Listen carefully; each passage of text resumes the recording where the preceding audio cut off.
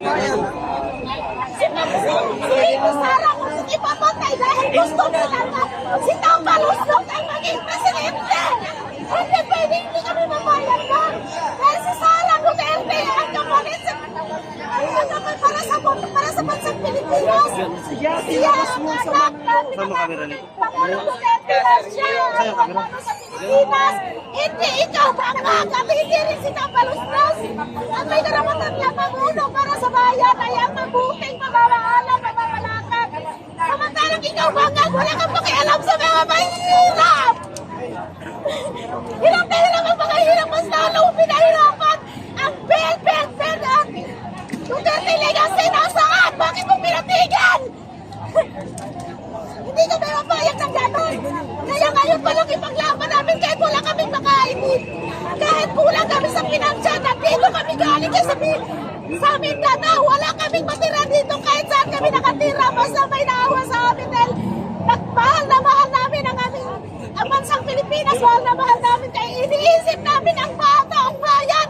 Kahit mahirap ako, wala akong pera marami, iniisip ko pa rin ang taong bayan. Ikaw, napakayaman mo. Lahat ng kayamanan kapangyarihan nasa iyo. Nasaan ang awa mo? Nasaan ang awa mo? Samantalang ako. Wala akong bangko. Wala akong tinago sa bangko. Wala akong pera. Wala akong kapangyarihan. Wala akong kayamanan.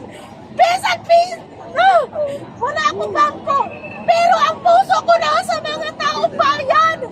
Kaya mahal na mahal ko ang Pangulo Duterte. Kasi nakita ko sa kanya kung paano niya paglingkuran ang taong bayan mga mahirap. Ikaw napakayaman mo ha. Marcos! Mayaman ka. Alam ko mayaman ka. Lahat ng kapangyarihan nasa ibang bansa lahat. Halos ikaw ang hawak kung mayaman ka.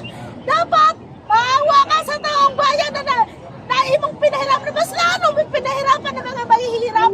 Nasaan ang magiging Pangulo mo na pinangako mo? Nabababa ang bugas. Bugas na 20 kilos. Nasaan? Nasaan ang 20 kilos na bigas para sa ipakaon mo sa mga mahihirap? Wala!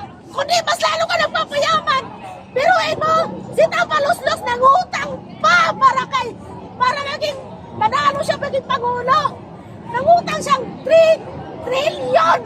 Asan ang 3 trilyon na dapat sa PhilHealth mo ibigay sa amin? Samantalang ang dami nang walang mga pera. Isa na ako doon. Pero ang puso ko ay nasa mga mahihirap. Ikaw wala. Kaya dapat ikaw ang ikulong. Ikaw ang pusasan ng mga pulis na nandito nakapaningin sa Malacanang. Ikaw dapat ang pusasan. Naintindihan mo? Ikaw ang pusasan. Pati si Tambaluslos. Kayo ang ikulong. Kung hindi nila kaya kayong ikulong sa mga pulis nyo. Kami itong bayan. Lalaban kami. O, kamukha ko. Ito ko. Hindi ako natakot. Putang ina. Kaya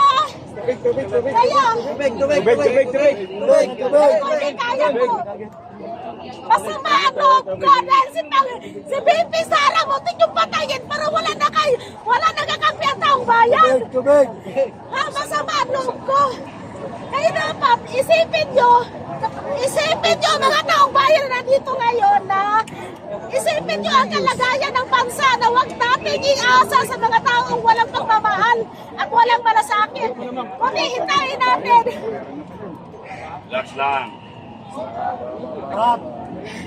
Kaya ganito, alam ko na hindi ako pababayaan ng Diyos. Tanging Diyos lang ang kakampi ko. Hindi ako natatakot na ipaglaban naman. Binuha ko ang Sony Duterte Family Worldwide para sa pagmamahal sa bayan na hindi mapunta sa mga administrasyon na walang awa, walang tapang at malasakit para sa bayan. Kaya tayo mga nandito ngayon, dagdagan pa natin! Pumunta pa kayo, dagdagan pa natin at huwag tayo titigil na hindi bumaba si Balag! Kaya yun lang.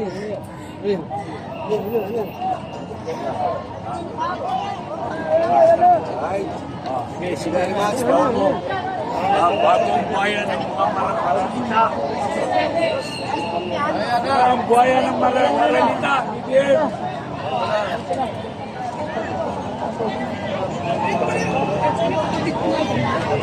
Yung purpose. Okay, kami na sa mga calls natin. Parang nadala din ako doon ah.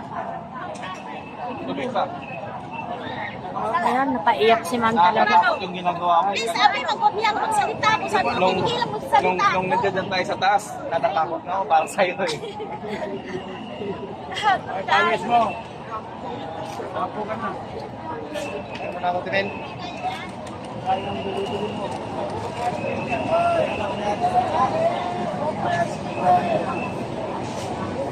Yan, November 26 guys. Nandito tayo sa EDSA's Ride.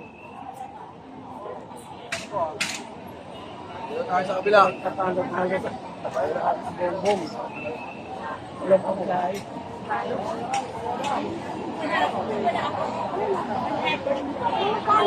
Ay, sa kumbi!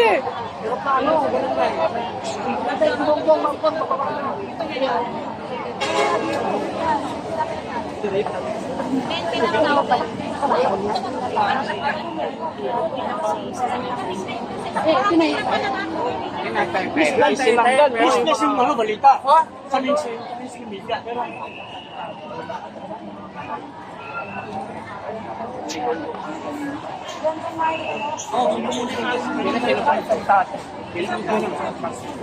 Oo, hindi ka pa nagkaulat. Ano, titipay.